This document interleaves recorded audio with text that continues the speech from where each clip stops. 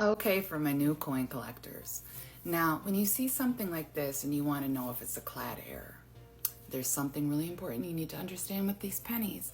And I'm going to talk about 1983 and newer, aka zinc pennies.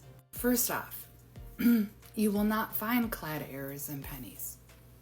So never call pennies Clad errors, because a missing Clad layer is a coin with an outer nickel layer and a copper core. 1983 pennies and newer are actually zinc core and have an outer layer of copper. So what this is, it's important that you guys know the anatomy of this, because the correct term is called partially plated.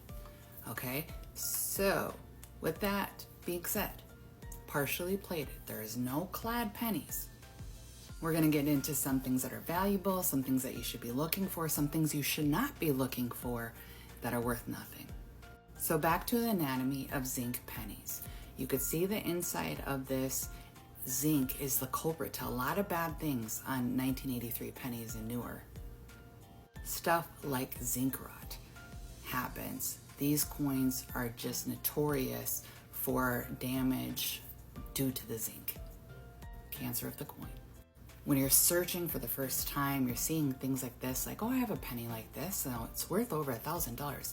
This is all damage, you guys. This is just pure damage, and I'm going to break down some things to be looking for.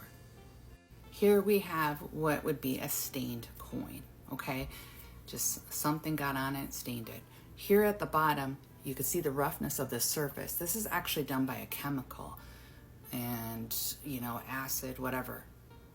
Here we have something called the plated coin. This is done after the mint. This is actually damaged. Somebody just went ahead and just plated it at whatever color that they felt like. Might as well just plated it purple or pink.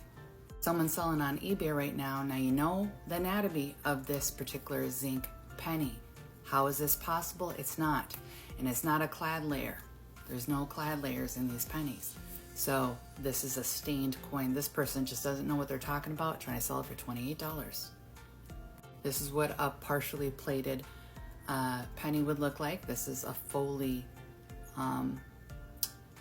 unplated penny and can bring some really good money. Ones like these are actually common in the 90s and they don't really sell, I'm just letting you know. Here are some of the things to determine. The weight would be less on a partially plated or a completely unplated penny. Presence of the original luster on the actual coin, the shine of the coin. No microscopic flecks of copper. The design should be clear. No blisters or surface, and the roughness as I showed on that acetone penny. So no Clad layers on these zinc pennies. They could be partially plated or fully unplated pennies.